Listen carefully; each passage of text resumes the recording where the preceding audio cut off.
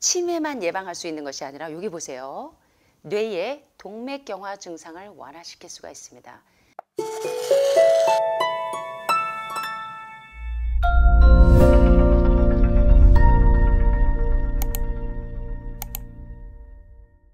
이번 시간에 3부에서는 한 입에 몇 번 씹는 게 좋은지 가자마 시조 박사의 식사 순서 혁명에 있는 내용들을 리뷰해 보도록 하겠습니다. 자, 이제 원칙 1에서는 채소부터 먼저 먹는다. 그 다음 원칙 2에서는 채소 다음에는 단백질 반찬을 먹는다. 그 다음 원칙 3에서는 맨 마지막에 밥은 맨 마지막에 먹는다. 자, 과일은 맨 마지막에 먹는다. 맨 처음에 먹는다. 네, 맨 처음에 먹는다. 자, 그런데 이 모든 음식들을 먹을 때 빨리 꼭꼭꼭꼭 네, 꼭꼭 씹으면서 천천히 먹는 것이 상당히 중요합니다. 자, 식사 순서 요법을 하는 환우분들 중에 배운 대로 시조 박사님의 순서법대로 식사를 했는데도 혈당치에 전혀 변화가 없습니다 라는 사람들이 있었다고 합니다. 그런데 그분들의 모든 한 가지 공통점이 있는데 모두 밥을 급하게 먹었다는 것입니다. 먹는 시간을 의식하는 것이 상당히 중요합니다. 그래서 하늘말에 여러분의 식탁 위에 식사법 순서가 그림이 그려져 있고 그 옆에 보면 뭐가 있어요? 보라색 모래시계가 있습니다. 자, 모래시계 몇 분짜리예요? 30분인데 30분도 못 돼서 일어나시는 분들이 많으세요. 먹는 시간을 의식하는 것이 상당히 중요한데 채소 메뉴를 먹기 시작한 시각에서부터 적어도 10분이 지난 후에 밥을 먹는 것이 가장 이 소화기가 회복되는 이상적인 타임이라고 합니다.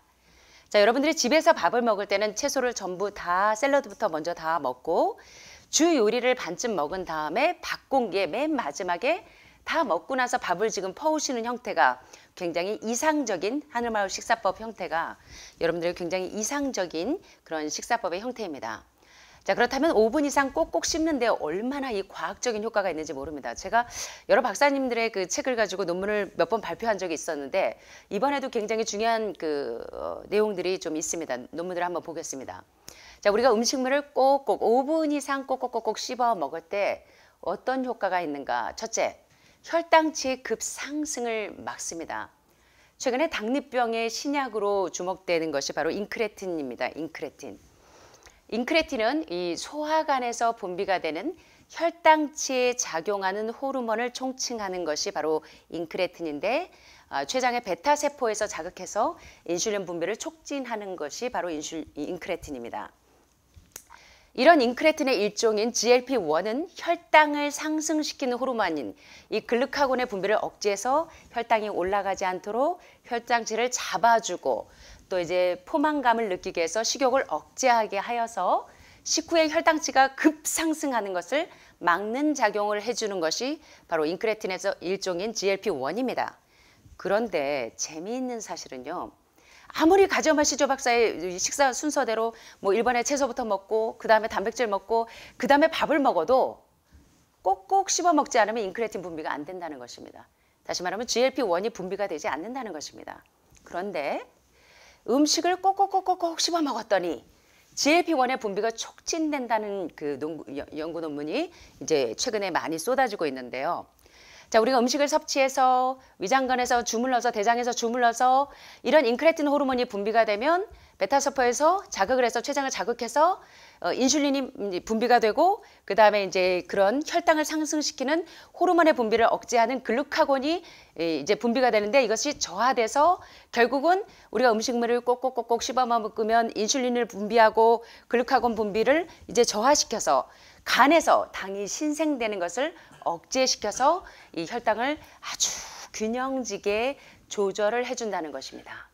그래서 우리가 음식물을 꼭꼭 씹어 먹어야 당뇨병을 치료할 수 있는 이유는 인크레틴이 분비되기 때문이다. 그 중에 인크레틴의 일부인 뭐가? GLP-1이 분비가 되기 때문이라는 사실입니다. 여기 참 재미있는 논문이 이제 한 여러 편이 지금 소개가 될 건데 한번 보시면 좋겠습니다. 자, 여기 오우대학 부속병원 내과의 에토 마사키 교수님은 2010년 스톡홀름에서 개최된 제46회 유럽 당뇨병 학회에서 이런 연구 결과를 발표했습니다. 여기 연구 논문을 보면 Chewing effects on postprandial rises in GLP-1 and PYY mean levels라는 이 연구 논문의 이제 내용을 좀 살펴보면요. 씹는 효과, 언제 씹는 효과, GLP-1이나 PYY라고 하는 평균 수준이 그 식사 후에 상승되는 것에 대한 씹는 효과를 한번 비교해 보았습니다. 참 재밌는데요. 여기 한번 보시면 식전과 식후를 비교해 보았습니다. 이렇게 저작 활동을 한 이후에 5번을 씹었을 때와 30번을 씹었을 때 씹는 효과가 GLP-1을 상승되는 것과 어떤 효과가 있는 것을 한번 보았는데 여기 보니까 평균 연령이 37세 플러스 마이너스 2세인 플러스면 39세이겠고 마이너스면 35세이겠죠. 남성 11명과 여성 11명을 대상으로 음식 한 입을 5번씩 씹어서 20분간 식사한 날과 음식 한 입을 30번씩 씹어서 20분간 식사한 날 각각의 식전과 프리프렌다이얼과 포스트프렌다이얼에서 식전과 식후 1시간 후에 GLP-1 농도를 측정해 봤더니 식전에는 별 차이가 없었습니다. 5번 씹었을 때와 30번 씹었을 때 별 차이가 없어요. 그렇죠? 4.6이나 5.1은 별 차이가 없는데 식후에 보면 차이가 많이 납니까?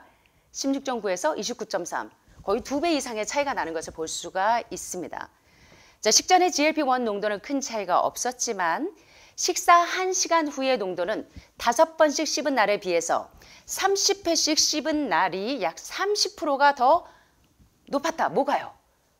예, 뭐가? GLP-1의 농도가 높았고 게다가 중성지방은 30번씩 씹은 날이 5번 씹은 날보다 약 14% 낮았다고 합니다. 자, 그래서 여기 The chewing raises hormones regulating food intake. 자, 우리가 그 음식물 섭취를 조절하는 그런 호르몬이 상승되는 것과 이렇게 철저하게 음식물을 씹어 먹는 것이 얼마나 상관관계가 있는지를 아셔야 합니다. 음식물을 꼭꼭꼭꼭꼭 씹어 먹었더니 음식 섭취를 조절하는 공복 호르몬인 그렐린이라든가 이런 GLP-1 같은 것들의 분비를 촉진시키느냐 저하시키느냐 그것의 그 상관관계 유의미한 상관관계를 가지고 있는 것이 무엇과 상관이 있냐면 철저하게 음식물을 꼭꼭꼭꼭 씹어 먹는 것과 상관관계가 있다는 것입니다. 자, 그래서 이제 치과 치료 지금 하셔야 되는 분들이 종종 있으시죠. 예, 그 지금 이제 암에 걸리시면서 여러 가지 항암이나 방사선이나 각종 이제 화학적인 처치를 하시면서 치아가 굉장히 약하신 분들이 많으셔서 잘 못 씹어서 이렇게 할머니 할아버지 버전으로 부드러운 것만 좋아하시는 분들이 많은데 여러분들이 가급적이면 음식물을 꼭꼭 씹어 먹는 것이 얼마나 중요한지를 이해하셔야 합니다. 그래서 여러분들이 부드럽고 유동식 음식만 좋아하지 마시고 마지막에 식사 후에 볶음국식을 한두 숟가락 꼭 드시면 꼭꼭꼭꼭 씹고 싶지 않아도 씹게 되죠. 씹는 것이 이렇게 중요하다는 사실을 여러분들이 기억하셨으면 좋겠습니다. 그래서 많이 씹을수록 식후 혈당치를 내릴 수가 있고 또 중상지방 지수가 덜 올라간다는 이런 연구 논문은 참 재밌고 인상적인 논문입니다. 자, 그런데 음식을 꼭꼭 씹어 먹으면 치매를 예방하는 아주 좋은 효과를 얻을 수 있습니다. 여기서 말하는 치매는 뇌경색이나 뇌출혈에 의한 뇌혈관계 치매를 의미합니다. 여기 재밌는 논문을 한번 살펴보겠습니다. 치아가 없는 것과 또 이 노년층에서 치아가 상실된 것이 무엇과 연관이 있냐면 Severe Cognitive Impairment Among Older People. 노년층에 있어서 심각한 인지장애와 치아가 없는 것과 이 상관관계가 상당히 유의미하게 있다는 것입니다.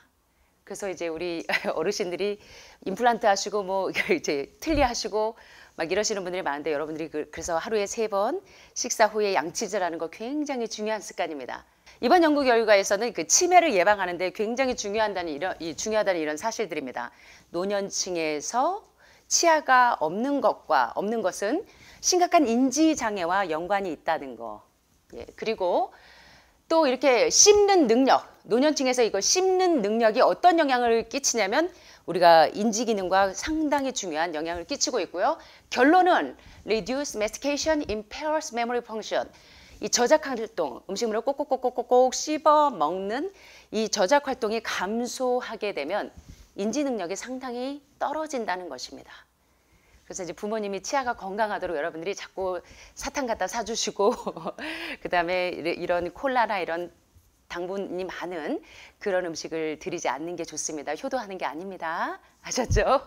건강하게 잘 지내실 수 있도록 도와주셔야 합니다. 김태주 선생님 괜찮으세요? 예, 힘드시면 잠깐 왔다 갔다 하셔도 됩니다. 자, 그래서 이런 연구 논문들을 보니까 참 재미있는데요. 나이를 먹으면 누구나 조금씩 뇌경색이 일어납니다. 정도의 차이는 있지만 뇌세포에 상처가 나서 치매에 걸리기도 합니다. 꼭꼭꼭꼭 씹어 먹는 것이 뇌혈관의 치매 예방에 효과적이라는 것은 이미 여러 연구를 통해서 밝혀졌는데요. 이런 뇌혈관계 치매는 뇌혈관의 동맥경화로 유발이 됩니다. 그런데 음식을 많이 씹으면 턱 주변의 근육을 많이 쓰게 되고 따라서 뇌로 가는 혈류의 순환을 도와줍니다. 그래서 꼭꼭꼭꼭 씹어 먹게 되면 치매만 예방할 수 있는 것이 아니라 여기 보세요. 뇌의 동맥경화 증상을 완화시킬 수가 있습니다.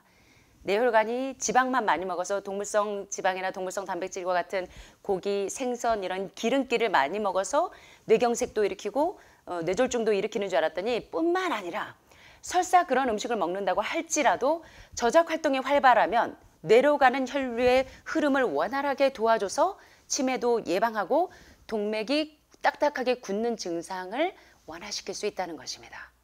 그래서 씹는 것이 굉장히 중요하다는 거 잊지 마세요. 나는 오늘도 기운이 없으니까 꿀떡꿀떡 삼킬란다? 아닙니다. 자, 이뿐만 아니라 음식을 씹는 행동이 뇌를 자극한다는 주장도 있습니다. 자, 음식을 많이 씹으면 왜 담도암, 당나암, 췌장암, 위암 환우분들이 소화기가 다 살아나냐면 왜 그럴까요? 여러분이 한번 과학적으로, 영양학적으로 한번 설명해 볼까요? 음식을 꼭꼭꼭꼭 씹어 먹으면 입에서 뭐가 나옵니까? 침이 나와요. 자, 침이 나오면 침 새면서 뭐가 또 나와요? 맞습니다. 소화효소. 특별히 이제 단백질을 꼭꼭꼭꼭 씹어 먹습니다. 뭐가 나오죠? 단백질 소화효소인 프로테아제. 자, 지방질을 꼭꼭꼭꼭 씹어 먹습니다. 어떤 소화효소가 나와요? 리파아제, 예, 아밀라아제, 푸티알린. 이런 소화효소들이 막 다량으로 분비가 됩니다. 게다가 이 침이 마르지 않으면요. 침이 말라도 병이 오죠. 여러분들이 몸에서 수분이 부족하면 세포에서 산소 포화량이 떨어지면서 자꾸 병이 오죠. 혈액이 점점 산성화되는데 침이 마르지 않으면 특별히 충치와 치주질환, 몸에 염증이 생기는 것을 예방할 수가 있습니다. 또 소화를 도와서 위의 부담을 덜어주기 때문에 각종 췌장암, 위암, 담도암 같은 소화기 암을 예방할 수가 있고 또 음식물을 꼭꼭 씹어 먹는 사람들은요. 입에서 냄새가 안 난다고 합니다. 예. 구취를 예방할 수 있는 좋은 방법 중에 하나입니다. 자, 음식을 꼭꼭 씹어 먹는 거 굉장히 중요한 효과가 있는지 이제 아셨죠? 네, 굉장히 중요합니다. 자, 또 세 번째 음식을 꼭꼭 씹어 먹어야 하는 이유가 바로 이러한 이유입니다. 과식은 한자로 암은 입구자, 세 개 밑에 뇌 산자. 내 입으로 산더미처럼 많이 먹어서 생긴 병이 뭐다? 암이다. 그래서 과식, 간식, 늦은 저녁 식사, 불규칙 식사, 부절제한 식사. 이게 바로 사람 잡는 식사법인데요. 씹는 횟수는 식욕과도 관련이 있습니다. 일반적으로 밥을 먹으면 혈당치가 올라갑니다. 위장에 음식이 들어가면 소화 호르몬이 분비되고 포만감을 느끼게 되는데 음식을 먹는다고 곧장 혈당치가 올라가는 것은 아닙니다. 음식이 장까지 도착하는데 꽤 오랜 시간이 걸리기 때문이죠. 그런데 음식을 너무 빨리 먹은 나머지 배부름을 느끼기도 전에 이미 빵빵하게 배가 부풀어서 막 고통해 본 적이 여러분들 한두 번은 있으시죠? 어릴 때 우리 맛있는 음식 보면 흥분해가지고 집에서 맨날 못 드시다가 항암 끝나고 하늘마을 와가지고 기절하고 드시다가 힘들어 하셨던 분들도 종종 계십니다. 그런데 이렇게 음식물을 꼭꼭꼭꼭 씹어 드시고 맨 마지막에 볶음곡식을 드세요. 그러면 여러분들이 씻게 돼 있습니다. 그래서 식사하실 때 밥 반, 볶음곡식 반, 그 비율로 드시다 보면 굉장히 이런 증세를 해결할 수 있는 좋은 방법이기도 한 것 같습니다. 자, 마지막입니다. 비만에 관한 한 연구에서 식욕과 뇌 속 히스타민과의 관계, 이 논문도 상당히 재미있습니다. 식욕과 뇌 속의 히스타민과의 관계 한번 살펴보겠습니다. 히스타민의 농도가 짙어지면 식사량이 줄어들고요. 히스타민의 농도가 옅어지면 식사량이 많아진다는 내용의 논문입니다. 자, 히스타민은 특별히 뇌에서 센트럴 너브 시스템에 있는 뇌의 중추신경을 자극해서 이 배부르다는 신호를 보내는 역할을 합니다. 히스타민은. 자, 그런데 이 사가타 도시의 오이타 의대 명예교수님은 이런 결과를 발표했는데요. 음식을 꼭꼭꼭꼭꼭 씹어 먹었더니 히스타민이 많이 분비되더라. 재밌죠? 음식을 꼭꼭꼭꼭꼭 씹어 먹으니까 뭐가 분비가 되더라?